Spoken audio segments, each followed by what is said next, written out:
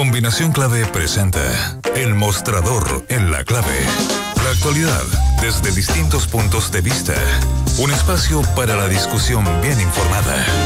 El Mostrador en la Clave. Con el equipo de El Mostrador. Ya estamos con parte del equipo del Mostrador. Está Iván Weissman con nosotros y queremos conversar una noticia que remeció. No sé si queremos esperar que Mirko pueda llegar, que él también está magnífico así. Tiene el colmillo puesto de tempranito cuando subimos el gran golpe. Bueno, tú explícalo y después nos metemos de frente. Básicamente lo que ocurrió es que sin haber una razón evidente, o sea, por lo menos obvia, una cosa demasiado en la superficie para poder describirlo y descubrirlo, el que aparecía como nuevo jefe de comunicaciones de la campaña de Sebastián Piñera, Gonzalo Cordero, de pronto se anuncia que deja de ser el jefe de comunicaciones de la campaña, o el director de comunicaciones, no sé cuál es el cargo específico que tenía. Esa es una de las cosas en cuestión, si tenía cargo o no. Bueno, si tenía cargo o no. Y es una cosa de la noche a la mañana, muy rápida, muy abrupta. No entiendo que Gonzalo Cordero todavía no ha hablado. No, esto fue un reportaje de La Tercera. Cordero, acuérdate que nosotros lo hablamos, creo, no sé si incluso en 3 semanas, un mes. ¿Te acuerdas que hablamos de Gonzalo Cordero acá, el rol en la campaña? Gonzalo Cordero, un poco de background, es muy vinculado a la UDI, socio de Cristina Vitar en la agencia de comunicaciones de Acerta, que es una agencia de comunicaciones estratégica y de lobby, columnista, tipo muy respetado, gente, pero es del partido del orden de la derecha, ¿no? Un tipo no muy cuadrado con el piñerismo, con la UDI, y vino a darle, se le vio un poco como una versión de comunicación para acompañar a Chadwick en este rol, Andrés Chadwick,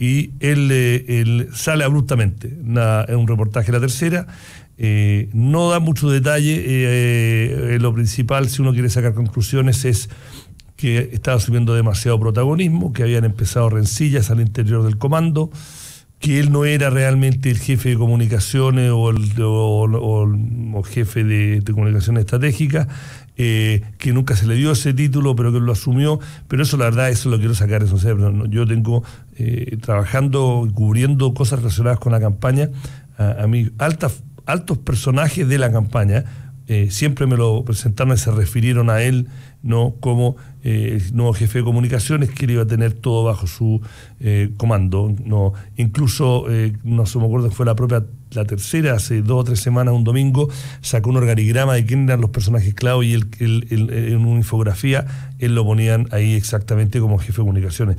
Es un tipo que mucha gente decía sería probablemente un SECPRES. Hablamos acá del rol político, que él tiene un tipo culto, leído, que le iba a dar un peso al SECPRES, iba a ser un apoyo o contrapeso, si no quiere ser un poco más crispante en el análisis al rol que tendría nuevamente Andrés Chadwick como ministro del Interior. Es una sorpresa. Hay todo tipo de especulaciones de cómo pasó. La verdad que es todo eso, especulaciones. Habría habido una rivalidad con Fernando Otero, que Mirko tiene más antecedentes, así que hay que esperar un poco que entre. Fernando Otero también tiene su agencia de comunicaciones muy cercana al piñerismo, tiene un rol en esta campaña. De hecho, fue muy cercana en términos directos de trabajo con la presidencia en el primer gobierno de Piñera. Claro, incluso llegó a tener algunos conflictos de interés por su rol con la hidroeléctrica. Pero lo curioso, o lo interesante también, es que acá tenemos una campaña que va viento en popa, ya están en piloto automático, ¿no?, con ventaja en todo tipo de encuestas, con experiencia de haber ya gobernado por 4 años, y la noticia es una pelea interna. O sea, esa es la noticia, es lo pobre de esta campaña, lo fome que está. La noticia es que una campaña que va ganando, sale como... En la noticia es una rencilla interna, y que sale una persona que hasta hace 2 días se veía como una persona clave y que iba a tener un rol en la SECPRES.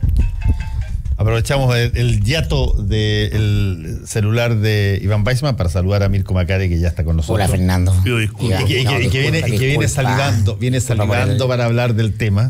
El auto que estaba detenido ahí en Luis Taller me atrasó un poco. Cuéntanos un poquitito qué se sabe de la salida de Gonzalo Cordero. Sí, fue sorpresiva la nota de hoy en La Tercera, que alude como punto de inflexión de este conflicto al interior del comando de Piñera, a nuestra nota del día jueves pasado, aquella nota polémica de Monga, ¿no?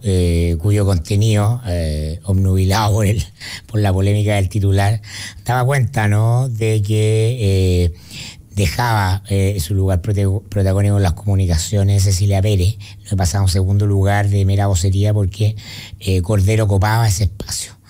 Lo cierto, la nota de La Tercera refiere, por cierto, a nuestra nota, que había levantado la figura de Cordero también a las notas de otros medios, porque de alguna manera se cometió el error con Cordero de que llegó muy expuesto. Llegó haciendo mucho ruido quiere decir con los ojos de la prensa muy encima de él. Y todos los medios destacaron su figura porque leyeron, ¿no?, de que venía a ocupar un espacio de poder a la derecha de Dios Padre, es decir, en una suerte de juego de equipo con Chadwick muy afiatado, porque lo que ocurre es que en el entorno de Piñera, lo refiere también la nota de La Tercera de hoy, se había configurado, y así lo denomina ese medio, una suerte de círculo afectivo, ¿no?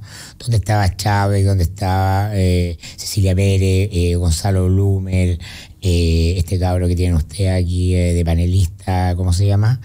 Juan Francisco Gali. Juan Francisco Gali, es decir, toda la gente que formó Avanza Chile, la Isabel Pla también, que también viene para acá, que conforma Avanza Chile una vez que ella. Entonces, es un afuerino Cordero y viene a caer como una suerte de nuevo que entra con mucho poder a ocupar el espacio de los antiguos. Entonces, ahí que es lo interesante, ¿no?, de que empiezan las vendetas en Apoquindo 3000 y que es la sensación de que ocurre naturalmente en el comando. No está en la Apoquindo 3000, se cambió de acuerdo ya. En un comando, pero no, a ver, yo he sabido de gente que sigue siendo citada a Apoquindo 3000.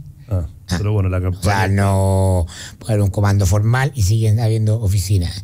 Bueno, entonces lo que ocurre es que el Cordero entra porque va a cumplir una función político-comunicacional y, como decía Iván, en general empezó sonando, y nosotros así lo pusimos en las primeras notas cuando entró Cordero, como SECOM, y ya en el último tiempo rápidamente, por su performance, por su exposición, empezó a sonar como Segegov. Digamos que esas son las áreas donde se manejan las comunicaciones del gobierno. Segegov es el Ministerio de Secretaría General de Gobierno y su ministro es el ministro vocero también, pero desde ahí se deberían en teoría llevar las comunicaciones de todo un gobierno. Y la SECOM es la repartición subordinada a la Segegov, pero que a veces, justamente por el poder que tienen hoy día las comunicaciones en la política, se autonomiza, ¿no? Y de hecho mencionábamos la otra vez como en el primer gobierno de Bachelet, el SECOM, Juan Carvajal, era denominado el cuarto ministro de la moneda. No era un cargo por debajo del de la gobierno, sino que a la par de. Bueno, ahora hay dos nombres, porque hoy día viene toda esta lista en el diario La Tercera del círculo de afecto, ¿no?, que es como la suerte de núcleo de hierro de Piñera. Y hay dos nombres que me comentan a mí que son clave en esta operación, que es una operación para sacar a Cordero de la primera línea por ahora, que son los nombres de María Fernanda Otero y de María Irene Chadwick. Ambas dos también muy cercanas a Piñera, ambas dos muy clave en el primer gobierno de Piñera, y ambas dos, al igual que Cordero, vienen o pululan entre la política formal y las comunicaciones estratégicas. Ambas dos tienen agencias de comunicaciones. Fernanda Otero ¿no? Hija de Miguel Otero, ex histórico dirigente de compañera mía en la universidad. defenestrado como embajador en Argentina al gobierno de Piñera por declaraciones impropias sobre derechos humanos. María Fernanda Otero, a la vez que estaba en la planilla de asesores de Piñera, un sueldo de 2 millones de pesos mensuales, administraba su empresa de comunicaciones B2O a muchos clientes que tenían relaciones con el regulador, con el Estado. Es más, nosotros el día que fue el terremoto tsunami en Japón, publicamos una nota que fue eclipsada por el terremoto tsunami en Japón. Como uno de esos, Piñera estaba en la inauguración de una central hidroeléctrica de Pacific Hydro, que era cliente de Fernanda Otero. Esto fue en la 7ª región. Y esa suerte de conflicto de interés que recorrió a todo el gobierno de Piñera causaba especial escozor en el segundo piso de la Moneda, donde se daban cuenta de que este personaje era complejo y era un peligro en la medida en que se relevara esta gente a los conflictos de interés. María Irene Chadwick, hija de Germán Chadwick, hermana de Germán Chadwick Piñera, el síndico de Cabal, y hija de Germán Chadwick Piñera, quien es el presidente de Endesa. Así es. En él, perdón. Ex Endesa. En él, perdón. Ella desempeñó un rol clave por su proximidad familiar dentro también del primer gobierno de Piñera, dentro de lo que se llamaba la avanzada presidencial. Recordemos que una suerte de rol también que tenía en función de su también cercanía con la hija de Piñera, con la Magdalena Piñera, ¿no? Y María Irene Chadwick, saliendo del gobierno, también pone una agencia de comunicaciones con la jefa de prensa de Piñera, con Carla Munizaga. Esa agencia de comunicaciones se llama Vía Pública. Entonces, hay una entrada para mirar esto, uno de los factores, no el único, ni tampoco el más determinante, como también, ¿no? La competencia entre agencias, ¿no? Entre estructuras de negocios, ¿no? Porque hay llegada y ahora, ¿qué es lo que había hecho Cordero que no han hecho hasta el minuto, o no sabemos que lo han hecho por María Irene Chadwick, porque no ocupan cargo formal en el comando, o Fernanda Otero, pero que son parte de la oreja, ¿no? Del círculo de decisiones, porque pertenece a eso, vender. Cordero dice: me voy al comando Piñera y vendo toda mi participación en Acepta. Es decir, comprende el cambio de mirada rápidamente. Las otras no lo hacen. Entonces, ahí hay un punto. Y Cordero, a diferencia de todo de este círculo, por su experiencia, su expertise, lo hemos destacado. Acá es un gallo diferente, o sea, tiene un cierto pelo que, más allá de la expertise comunicacional, de saber mirar el lío comunicacional al conflicto, es un intelectual de la política y le interesa la política también en el largo plazo. Entonces, me contaban a mí, una suerte de recado desde los medios, de suerte de agradecimiento por el rol que venía cumpliendo Cordero, en el sentido de que le había disminuido la histeria a la negociación de información. Lo digo así porque tiene que ver con un cierto tono o una cierta dinámica en la cual algunos personajes de ese círculo se relacionan para operar en los medios. Cordero venía en una dinámica mucho más UDI, más pelota al suelo, más racional, si tú quieres, de entender el rol de la prensa y negociar desde esa lógica. Entonces, eso también fue muy resentido en ese círculo. Yo tengo información. La nota nuestra lo que hace es relevar ese conflicto y exponerlo. Déjame terminar una cosita, quiero decir que es importante. Sí, ahora, tenemos hasta las 9:30 contigo. Cordero pasa a... tienen que sacarlo de arriba a la ventana. Esta es una manera de salvarlo.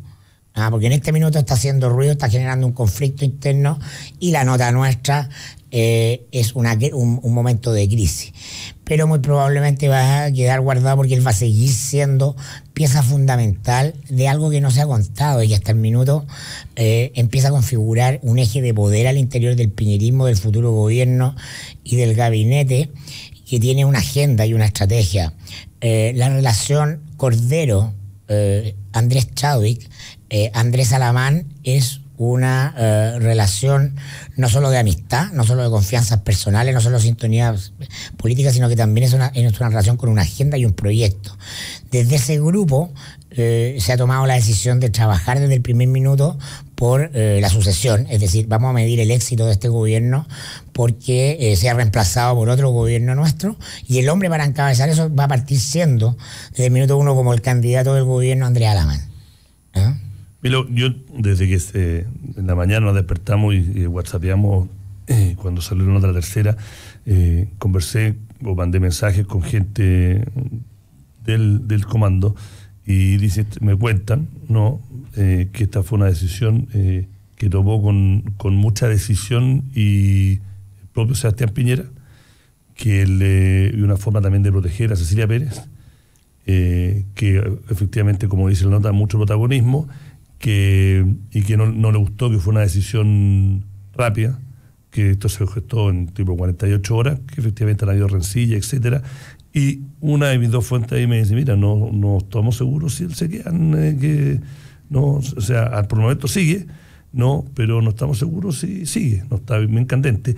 Ahora, el rol, que acá lo hemos hablado varias veces, el rol que asume las comunicaciones estratégicas en el gobierno, el hecho de que este sea tema, que llevamos ya 20 minutos hablando de este tema y vamos a seguir, saca completamente la agenda de lo que iba a ser hoy día el gran anuncio de Piñera, que es su programa económico, y el nombramiento oficial de Rodrigo Vergara, expresidente del Banco Central, como su vocero en temas económicos, y que lo pone en pole position para ser el próximo ministro de Hacienda. Porque ese es el tema hoy. Yo fíjate que yo tengo la impresión de que aquí hay... Gonzalo Cordero nunca me calzó, para serte franco, dentro de la lógica de voceros de o una campaña o un gobierno de Piñera. Por dos razones. Una, porque si es que hay alguien que ha colocado la característica de vocería, tal cual como se define el concepto, una vocería no es el intelectual que genera comunicación o estrategia comunicacional. Esos son otras personas. Esos son los segundos pisos, o eso es, en el caso de Piñera, el propio Piñera. El vocero es el vocero. El vocero es la persona que explica públicamente determinadas materias que tienen que ver con el gobierno. Y en ese sentido, él no fue particularmente cambiante. Su primera vocera fue Ena Fumbaer. Que tenía una característica, pero atávica. Básicamente, ella revelaba a la población lo que le habían contado a ella en términos lineales. No era una persona que generara... particularmente talentosa para eso. Después durante un tiempo fue el propio Andrés Chadwick, que a diferencia de todas las otras personas, Sebastián Piñera tiene relaciones con las personas de acuerdo a dos características, y que eso pasa con muchos líderes. Una, tiene respeto personal, respeto intelectual a determinadas personas, y son pocos en el caso de Sebastián Piñera. Uno de ellos es Andrés Chadwick, su primo. Pero el resto se rige básicamente por comunicaciones lineales. Transmita es que esto salga de la mejor manera, que esto es lo que estamos haciendo, que esto funcione, o no diga nada, punto. Gonzalo Cordero es lo más cercano a un intelectual de derecha de repente. Es una persona que no solamente dice cosas o habla públicamente, sino que también participa en círculos donde intelectual pero operador. Exacto, se analizan dentro de la UNI particularmente. Tiene poder propio, digamos. Y para ciertas personas, Piñera es una de esas, también eso pasa en la izquierda, el que alguien tenga un poder propio en una materia además que tiene acceso a la población, tiene llegada a la población, no es particularmente agradable. Pero sabían eso antes de llamarlo al comando. O sea, esto no es una novedad que el tipo lo dijimos acá hace 2 o 3 semanas, lo dijo Mirko, lo explicó, y tú también hiciste el punto, que este tipo que se siente en la mesa de las conversaciones, ese es el rol, no puede ser no voy a ser un vocero light. Y yo quiero decir una cosa que dice la nota, y yo, solo experiencia personal, ¿no? Y que en defensa quizás, que dicen no, que nunca leyeron este título. A mí, yo tengo WhatsApp para probarlo, gente de la más alta parte siempre se refirieron a él, a Cordero, como el nuevo jefe de comunicación estratégica, incluso lo dije antes que Mirko entrara en diferentes medios, salía lo mismo, hubo una infografía no hace 3 semanas, un domingo en La Tercera, que lo ponía él. La red, llaman y la segunda también sacó la red de Cordero. Entonces Cordero, y nosotros hicimos un perfil de esos medios, o sea, él fue vendido desde el propio comando de Piñera como la persona que venía, una cabeza pensante de la comunicación estratégica, con una mirada también como complemento a Chadwick, y ya se especulaba que iba a ser el Sexpress. Sí, mira, es que hay que detenerse a analizar eso. Que los medios se enfoquen en un personaje que es sexy para la lógica de los medios, porque es novedoso, porque tiene estas características, porque el mundo privado no es suficiente para que salgan. Efectivamente, como dice muy bien Iván, el comando se esfuerza en vender eso. La pregunta es quién y por qué se esfuerza en vender eso, y para qué, ¿no? Y yo no me imagino que eso no esté visado por Andrés Chadwick, y por eso que remarco, ¿no?, la trenza a la que pertenece Gonzalo Cordero. Es un círculo estrecho, ¿no?, una suerte de entente ahí como entre Alamán, Chadwick y el mismo Cordero. Está el vínculo de amistad entre Chadwick y la pareja de Alamán, la Marcela Cubillo, ¿no?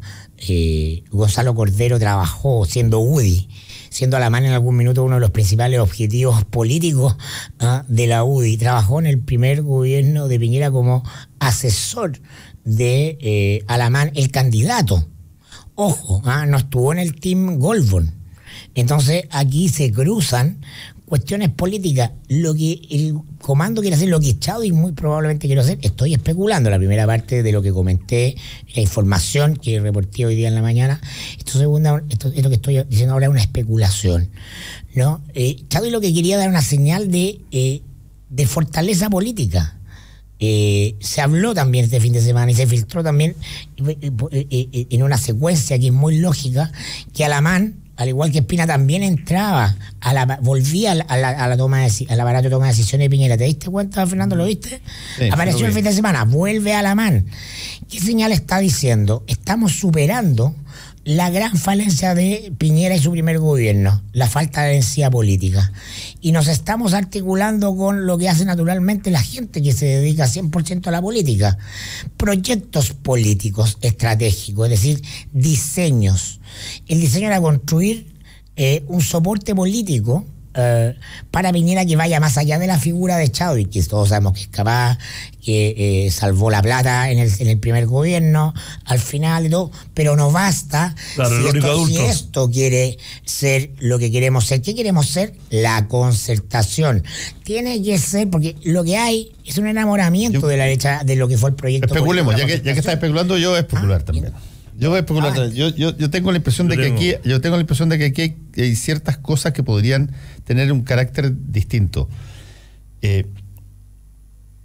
Solo Piñera sabe qué es lo que él va a hacer si es que pasa a primera vuelta, de primera vuelta a segunda vuelta, y cómo se va a apear de ese, cómo va a subirse a ese caballo, y qué es lo que va a proponer, y sobre todo en un segundo gobierno, en caso de que él gane, qué es lo que quiere hacer. Todo lo que se ha señalado en términos de las campañas, en términos de el Sebastián Piñera persona humana a la hora de estar en una situación de poder, no necesariamente significa que las cosas van a ser exactamente como se plantearon. Ya le pasó en el primer gobierno y fue un remesón muy grande, y por eso la UDI lo amarra desde el principio. Ahora le ofrece todo un cerco que lo parapeta y lo protege, pero al mismo tiempo lo vigila. Y yo creo que Sebastián Piñera necesita en esa segunda vuelta, en caso que pase, y sobre todo en su gobierno, él va a pedir libertad de acción para un montón de cosas que no espera que se las acoten desde adentro de la moneda. La diferencia es que ahora sabe que tiene que tener un diseño. Él sabe que su primer gobierno, eso lo provee Andrés, eso le duele mucho a él. Es que guateó, pero no basta solamente un consigliere de alto nivel como Andrés Chadwick, un decisor. Se tiene que formar una trenza de poder, Eso es lo que logró la Concertación. Armó una suerte de partido transversal que sometió al resto de los actores de poder y que fue finalmente la que guió las líneas, ¿no? Eso es lo que denominamos el Mapu Martínez. Distintos personajes, distintos partidos, ¿con qué? Gran densidad política a todos, y eso es lo que le reconocemos hasta hoy. Bueno, esto es lo que se quería configurar más o menos lo mismo. Sí, ya tengo música, acá tengo información que es un factor, me dicen que puede que sea más importante que todo lo que hemos especulado en esta primera media hora. Pero lo dejamos después del corte, ¿no? Bueno. Voy por un café. Volvemos en un ratito. No te separes de la 92.9. Ya regresamos con más opinión y debate en Combinación Clave. Quédate en la clave. De lunes a viernes de 7 a 8 de la mañana. Todo lo que hay que saber para empezar bien informado la jornada. Caso Sokimich. Pablo Longueira será formalizado hoy por los delitos de cohecho y delitos tributarios. La cifra ascendería a 681 millones de pesos. Argentina. Encuentran en Río Chubut cadáver que correspondería al de Santiago Maldonado, joven activista trasandino de la causa mapuche, quien estaba desaparecido desde el 1 de agosto tras enfrentamientos con la policía. Se dijo aquí, prevalencia del tabaquismo en adolescentes ha bajado en Chile. Sin embargo, jóvenes chilenas duplican su consumo por sobre los hombres, lo cual en parte se debe a la campaña publicitaria informal de revistas femeninas, en la cual se incentiva que el cigarro es sinónimo de independencia o libertad. Lo dijo Lidia Amarales, de respiralibre.cl. Diario Clave. Revisión de noticias, datos, servicio y todo lo que necesitas saber para comenzar la jornada bien informado. De lunes a viernes de 7 a 8 de la mañana. Solo por la 92.9. Somos información. Somos la clave. Hora clave. 9 de la mañana, con 2 minutos. 92.9. Somos como tú. Somos la clave. Para hacer un buen negocio, necesita ser un gran anfitrión. Para organizar un seminario productivo, debe elegir el lugar correcto. Visite Hotel Los Nogales y compruebe que superaremos sus expectativas. 5 salones de hasta 300 personas con equipos audiovisuales, estacionamiento y Wi-Fi de alta calidad. Cotice en hotelnogales.cl o al 223-356958. A 2 cuadras del Metro Estación Los Leones. Hotel Nogales, Los Nogales 741 Providencia. Si tú eres de las que se preocupa de dar lo mejor a tu familia, la que da sus recetas por Facebook, la que da sin esperar nada a cambio, la que da ideas para el fin de semana, la que da consejos por WhatsApp, la que da orden y malcría, la que da permiso, la que da su hombro, la que da amor... Entonces, dale Manantial a tu familia, porque darles agua purificada les hace bien. Manantial no contiene cloro, es libre de sodio y es 100% pura. En Manantial despachamos gratis toda la pureza y frescura que merece tu familia. Contáctanos al 600-427-2200 o solicítalo en manantial.com. Manantial es vida. Ya estamos de vuelta con Combinación Clave por la 92.9. Usa el hashtag Combinación Clave y sé parte del panel. Estamos con el mostrador en la clave y Iván Weissman, cuéntanos. Ya no, lo que prometí. Hay otro factor también que me dicen, uno a veces depende de su fuente, lo clarifico, una fuente que en general siempre ha sido sólida. Me dicen, ojo, que más allá de lo muy entretenido que es lo que están ustedes analizando, hay un factor que no es menor, que son temas boletas. Acuérdense que hace menos de unas 2 semanas, apareció nuevamente su socia o ex socia en Acerta, está hablando de Cordero, Cristina Vitar, también vinculada nuevamente con temas de boletas, platas políticas. Y el mismo Piñera apareció, ¿te acuerdas la nota de Mercurio? Claro, pero él no se va a echar al mismo, por el candidato. Y que habría salido el tema y que esto habría sido un factor. Hay cosas que no puedo revelar, pero hay una conversación que se habría analizado, se vienen más o no se podría asegurar, no se sabe si venían más, y eso sumado a los episodios que ya analizamos, habría sido un factor. Y la persona que me dice, me dice, Iván, ojo, esto ha sido todo muy disciplinado, casi prusiano, y haber tomado una decisión tan drástica y tan rápida en el día que todos los bombos y platillos, entre ayer, el encuentro anual de la industria, y mañana el último nada, en donde él va, porque mañana va a ser tema cuando él vaya, van todos los candidatos a la ENADE, que haya tomado esta decisión y que sea justo hoy. Entonces me dice, no es solamente lo que ha salido, pero me dice, hay también un factor de potenciales, no cerrar un flanco que podría ser nuevas boletas de plata políticas.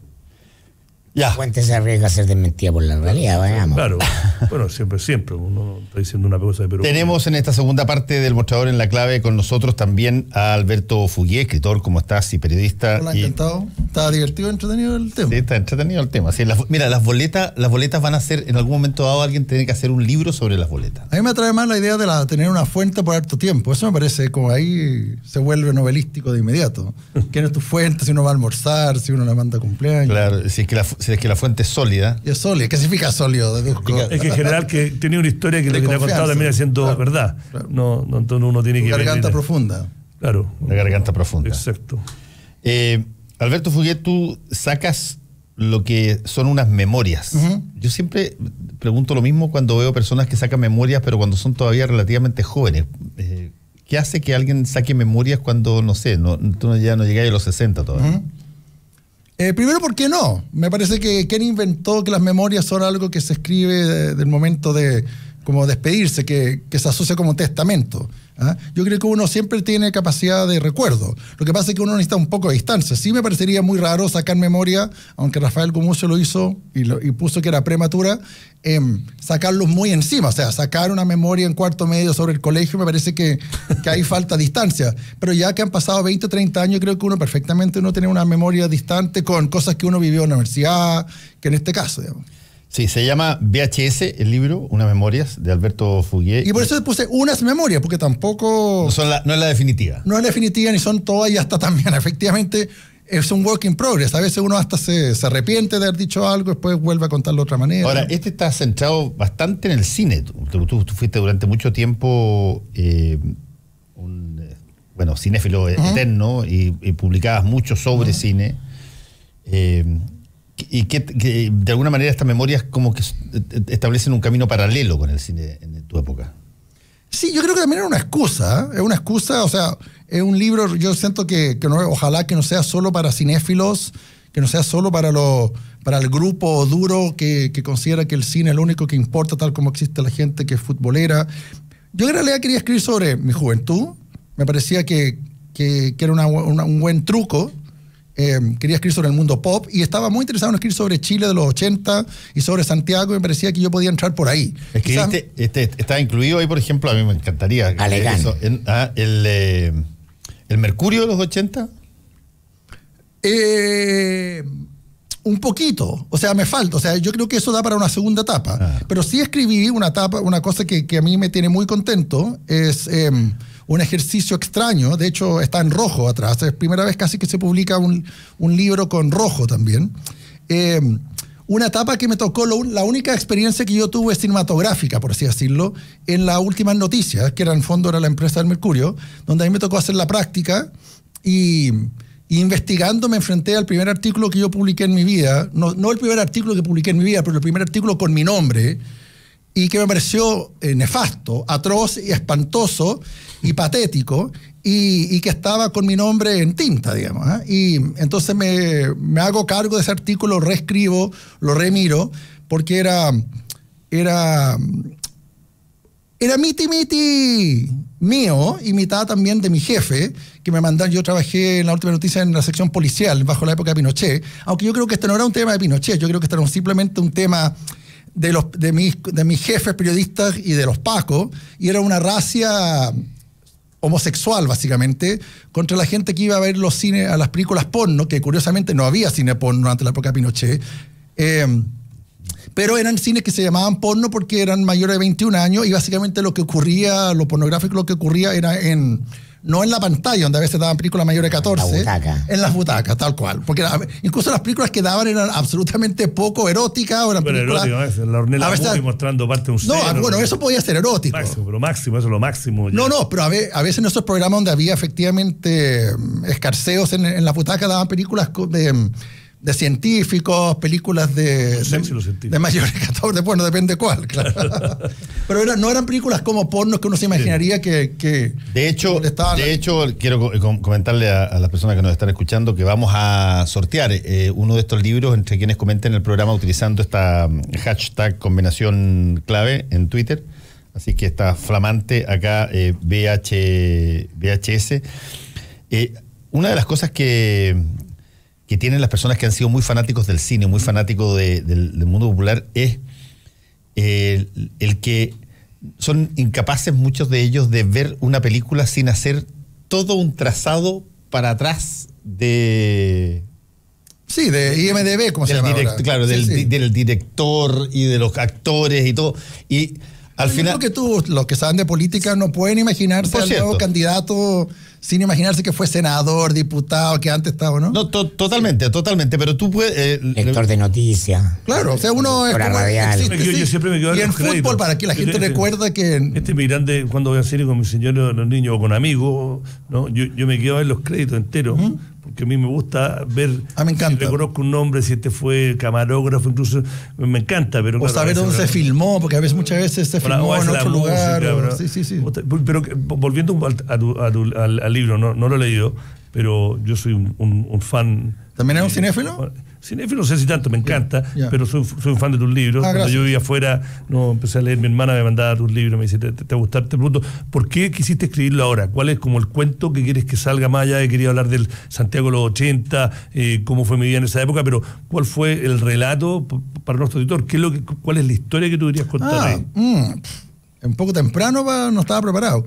Mira, ¿sabes? Yo creo que hablando, ya que estamos estamos con usted, digamos, y siento que estoy en un programa político, a mí una inspiración que me dio para escribir este libro son las memorias políticas de los políticos, donde no cuentan nada.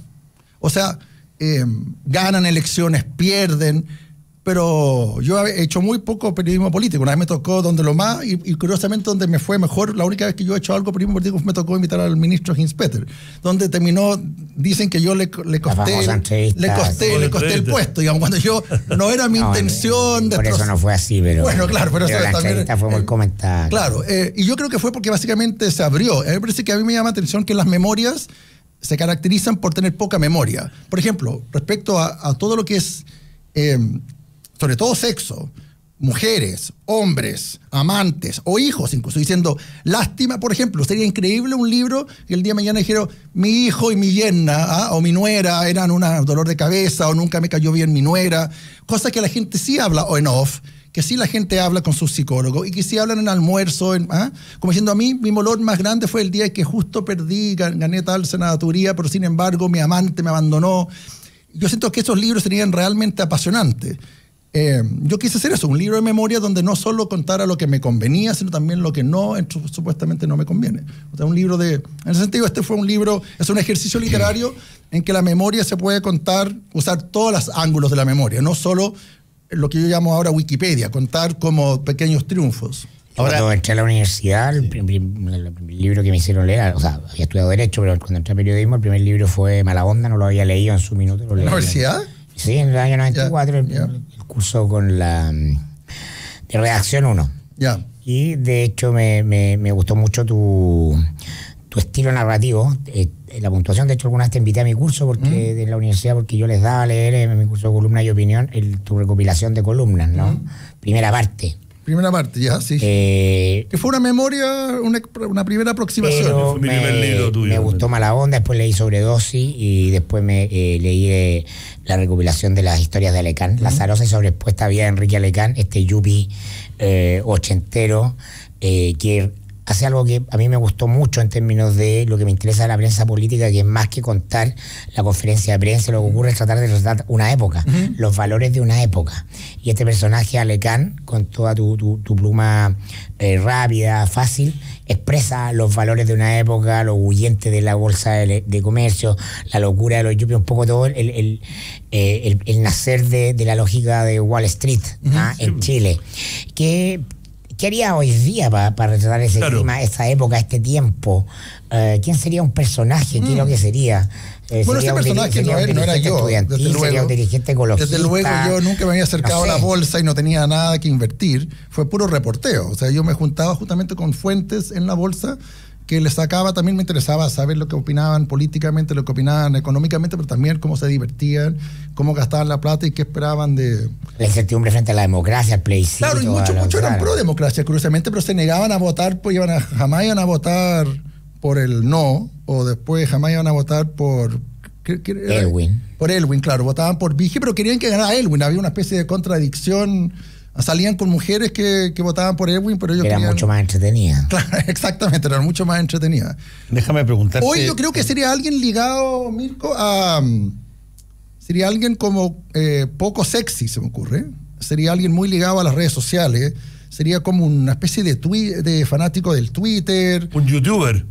Alguien por ahí en ese Germán. mundo, alguien poco que Nerd. quizás nerd, que quizás un troleo, que comente, que esté muy al tanto, que vive poco, ¿ah? que esté como enojado, que siente que el país lo abandonó, lo dejaron un poco huérfano. Creo que por ahí, si yo tuviera que inventar un personaje que retratara, es muy difícil. Justamente yo ahora tengo distancia con los 80. A Lecán yo no sé cómo ocurrió porque yo no tenía ninguna distancia, pero ahí la chuntamos al personaje. ¿Eh? Pero hoy yo creo que para cubrir, retratar como el estado de las cosas hoy, yo creo que tiene que ver con alguien por el estilo, por ahí. O mejor dicho, con el no votante. ¿Cómo se llama eso? El no decidido o el no decidido. El indeciso, alguien que sea indeciso. ¿Eh?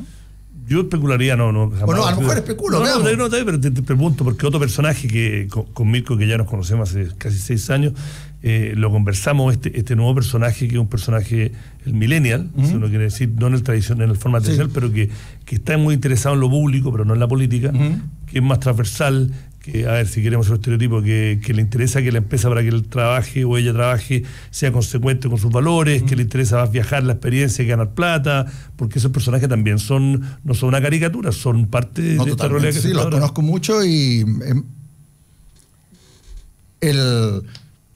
como el lado A o el lado B de tu personaje youtuber que dijimos antes, de redes. Claro, sería animalista, vegano. Sí, totalmente. Así, ¿no? No sé si tan extremo, a mí me gusta la carne. Fíjate que... Pero claro, los millennials lo interesante es que no son más cortoplacistas, o sea, es el ahora el que importa mucho, ¿no? Pero mira, hay cosas que son bien interesantes y que están pasando, y que tú que eres un sibarita del cine y lo popular, es interesante cuando una película ha causado mucho impacto, pero se ha hecho hace 20 o 30 años y se le decide hacer una secuela con la lógica y el contexto de ahora. Por ejemplo, yo fui a ver ¿Blade Runner? Blade Runner. Yeah. La nueva. La nueva. ¿Y? La encontré espantosa. Yeah. Y te ha tenido buena crítica, ¿no? Perdón. Ha tenido buena crítica. Sí, yo la encontré espantosa. No tan buena público. Parece que lo mejor en Sudamérica. De una presuntuosidad, pero salvaje, de un, no sé, nada que ver con la Blade Runner original, en el sentido de la densidad de contenidos que tenía, ni nada de eso. Pero tú tienes un montón de cosas que hoy día tienen que ver con que los ojos de hoy te recalifican un poco lo que viste. A mí me gustó mucho Creed, por ejemplo, que yo sé que tú la tienes en tu... tratada que es la última de Rocky, digamos. Sí. Lo encontré buena. Encontré mucho más inteligente que... Las primeras Rocky. No, la número 1 es soberbia. Sí, y es una película mucho más de los 70. Bueno, claro, Rocky es fascinante porque va cambiando las décadas, los presidentes, las modas. O sea, como Rocky pasa a ser realmente de un tipo loser y perdedor, donde perder no es un... En Rocky 1, Rocky pierde. Rocky pierde. Ese es el triunfo de él. Le contamos la película que no ha visto. Claro, pero eso es la película, eso es lo que le permitió tener un éxito de taquilla, tener un Oscar. Después, durante Reagan, tú no podías perder. Y no solo tenías que ganarle a ti mismo, tenías que ganarle a Rusia. ¿Eh? Y ya Creed es otra cosa, ¿no? A mí me gusta Rambo, que es como José Antonio Cast.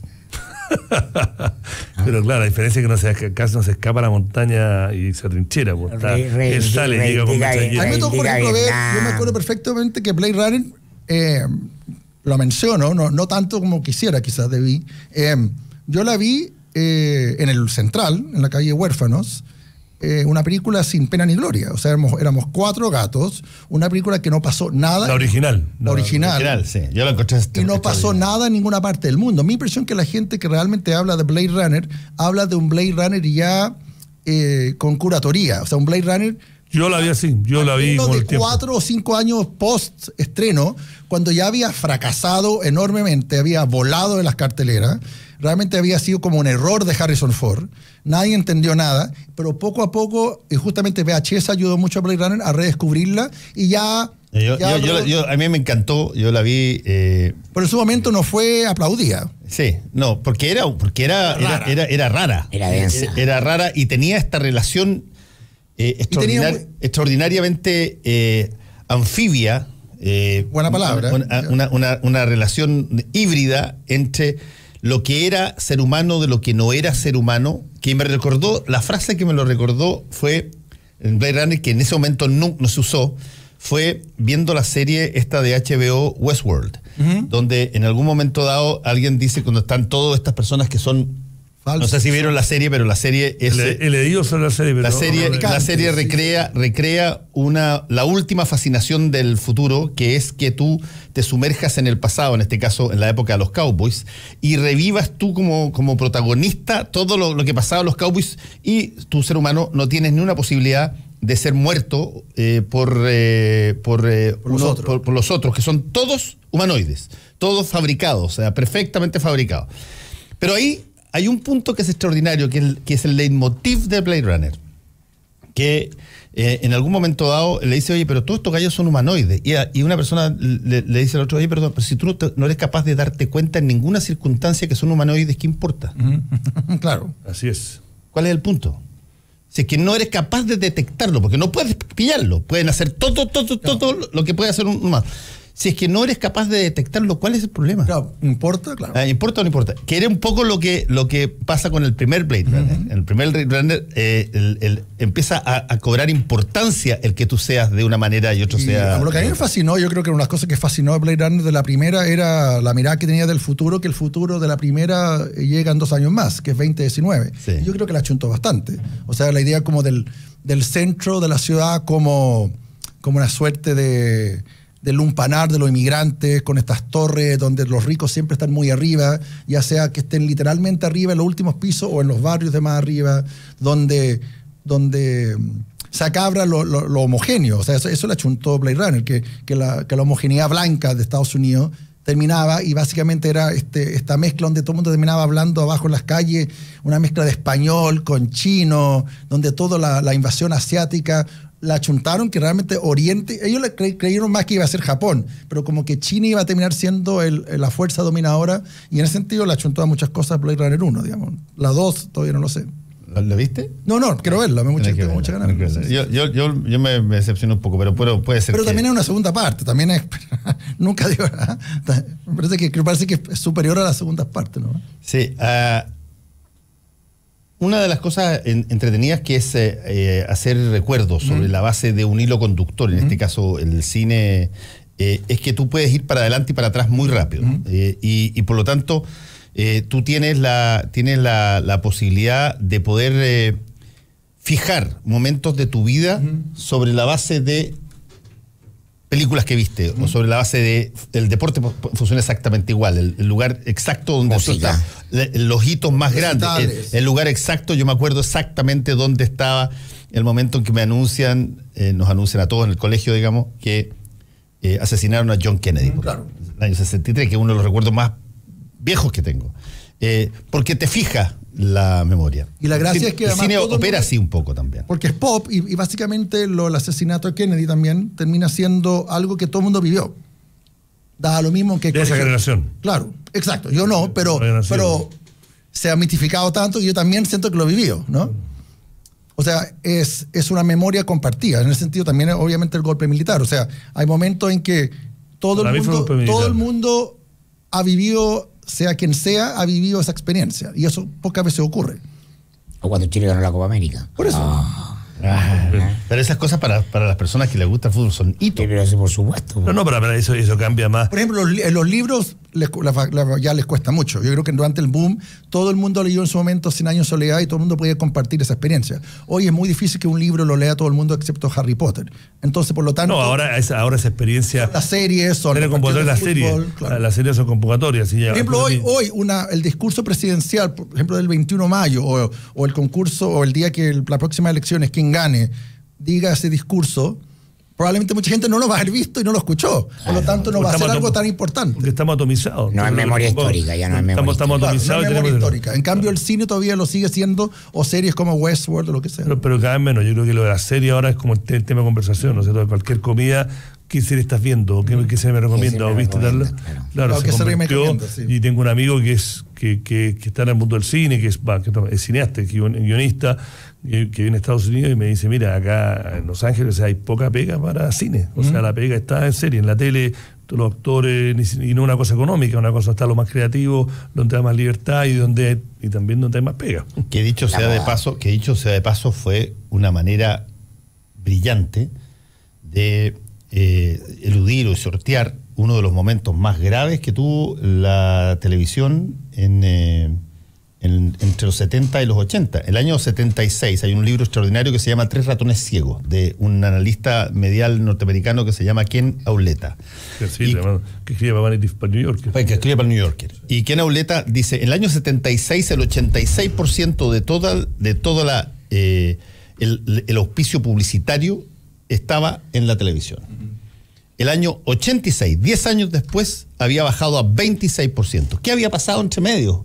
Bueno, lo que pasó entre medio es que se empiezan a aparecer cosas de las cuales todo el mundo se ríe. Nadie le presta ninguna atención. Aparece un gallo loco con unas tiendas que se llamaban Errols y que intercambiaban VHS.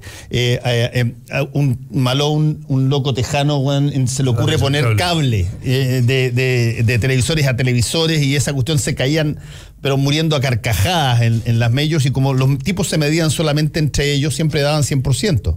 Y de repente estalla esta cuestión y los tipos se vienen al suelo y tienen que rearmarse, y se rearman en torno a básicamente 3 ingredientes, que son la noticia, el deporte y esta nueva cosa que se inventa primero con HBO, que lo saca, y después otro con Los Sopranos, etcétera, que se llama la serie.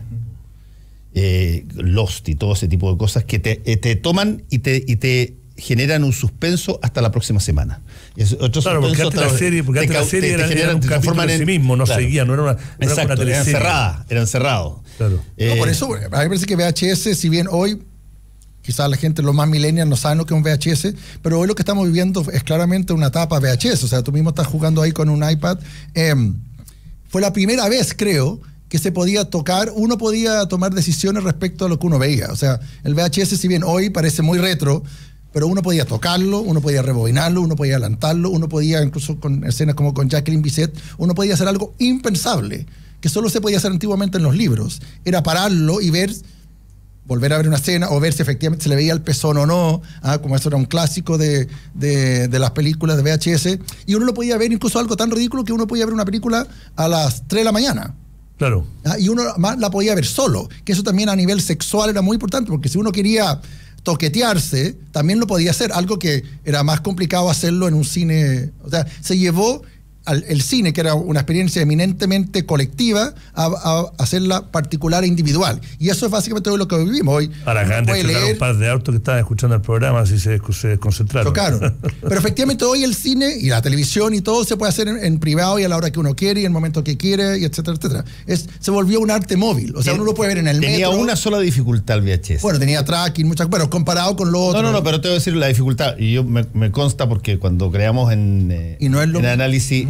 que ustedes repartían, ¿no? El teleanálisis, claro, que era un noticiario una vez al mes en VHS. Hoy impensable. Eso, claro, sí. Hoy día no tiene ningún sentido. Por streaming. Claro, exactamente, hoy día no tiene ningún sentido. Pero en esa época, que no había nada alternativo, el mayor problema era una cosa que hoy día está totalmente superada con la tecnología digital, es que el VHS solamente se puede reproducir a la misma velocidad que tú lo pasas.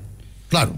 Entonces, si te duraba 1 hora la cosa, necesitaba 1 hora para reproducir un cassette. Perfecto. Si tenía ahí 4 y no estaban alineados los 4 en tándem, necesitáis 4 horas. Pasaba la batalla de Chile, que era eterna. Lógico, claro, entonces tú de repente tenías que disponer de muchas horas para solamente reproducir. Hoy día esa cuestión digitalmente, el copy es instantáneo, rapidísimo. Pero una vez que llegaron los cassettes y el VHS, la idea de reproducir era imposible. ¿Tú cómo podías reproducir antes? O sea, en ese sentido, siempre se dice que la fábrica de sueños dejó de ser un sueño y pasó a ser algo tangible, tanto con la música como con las películas. Uno podía también grabar de cassette a cassette, sobre todo en música, ¿no?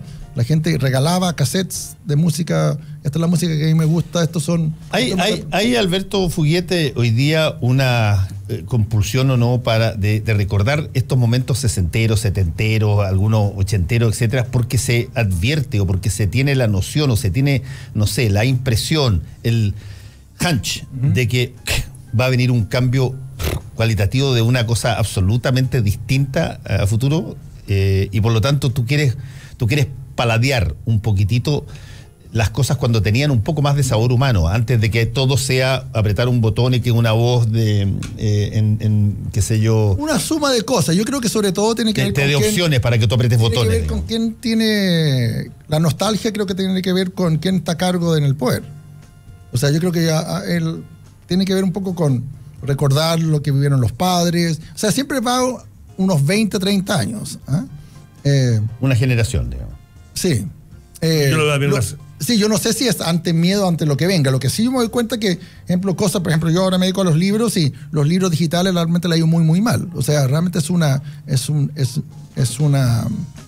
un porcentaje mínimo de la población la que lee. Es un público que está muy, muy... entre los cuales me incluyo. Claro, que tiende a ser gente como periodista, gente que viaja mucho, pero los libros, ante todos los estudios, no se vinieron abajo ante lo digital, y justamente mientras más bonitos sean los libros, mientras más el papel sea mejor, funcionan más. Sí, lo que yo hasta es un invento increíble que ha funcionado. Sí, extraordinario. Lo que yo hasta cierto punto de vista lo encuentro desde el punto de vista de las opciones muy riesgoso, porque botar medio bosque para hacer un libro en estos momentos particularmente no tiene mucha lógica de sustentabilidad, pero mucho más eficiente tenerlo ahí, verlo en cualquier en un formato digital, cambiarle los...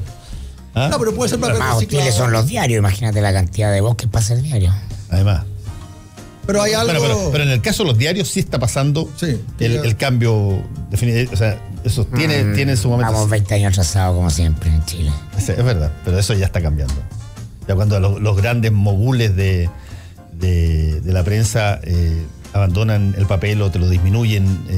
Porque los diarios te lo están regalando. ¿Ah? Lo que es un crimen desde el punto de vista del impacto medioambiental. Pero el papel todavía tiene... Yo creo que, a diferencia del celuloide, el papel realmente tiene una cierta... No tanto de nobleza, pero se puede tocar. Me parece que es distinta la información que pasa por papel que pasa por... Sí, pero aquí hay una... Como la tele no mató a la radio. Estoy hablando como nostálgico. No está bien, pero el papel va a durar, pero hay una persona que necesita una explicación aquí por lo que dije. Dice, ay, por favor, así como cuando dice por favor. HBO inventó la serie y Bonanza y Dallas y el agente de Cipoll y Los Vengadores. Es que esas no son las series. Lo explicamos. Lo explicamos. No tiene que ver. Los Vengadores eran capítulos unitarios. Cada uno. Lo único que podías perder un capítulo 10 y... Exactamente. Te podías perder 10 capítulos y no pasaba nada porque todos eran unitarios. Se cerraban en sí mismos los capítulos. Y por lo tanto dejaban de dejarte colgado de lo que venía y lo que venía más adelante.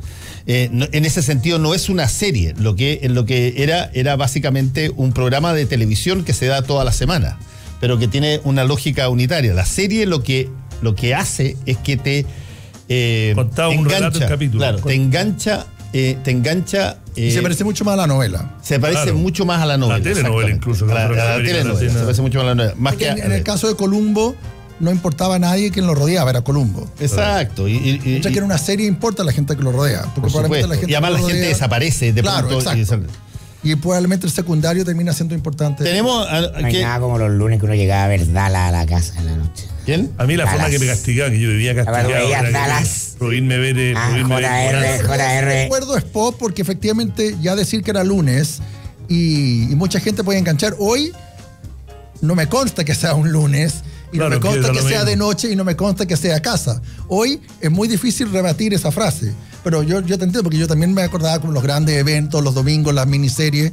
Era claro, uno entendía, lo asociaba a día, a hora y a canal incluso, ¿no? Uno podía decir al fin de ya ser como JR. Incluso las series en esa época que tenían por su propia lógica continuidad, El Fugitivo, por ejemplo. Porque tenía que estar escapando del implacable teniente Gerard, obsesionado con su captura, como decía ahí, eran unitarios. Eran capítulos unitarios. Tú podías perderte un mes y tú sabías que todavía no lo pillaban. Todavía no lo pillaban, ni lo iban a pillar, ni se acercaban, digamos. Pero bueno, Alberto Fuguet, VHS, unas memorias. Ese libro va a estar disponible para el ganador de este sorteo, entre quienes escriban a Twitter usando el hashtag combinación clave. Muchas gracias, Alberto, por haber estado acá. Y también a Mirko y a Iván Weissman con el mostrador en la clave. Chao, Fernando. Vaya bien. Hasta luego, hasta mañana. Actualidad con ojo crítico, información desde distintos puntos de vista y discusión bien informada. Fue El Mostrador en la Clave, con el equipo de El Mostrador y Combinación Clave. Historias interesantes, inconfundible estilo. Pensar es una actividad fundamental. Pensar también es entender. Pensar nos permite tomar mejores decisiones, nos hace, por de pronto, más inteligentes. Y por eso, pensar es clave. De lunes a viernes de 19 a 20 horas por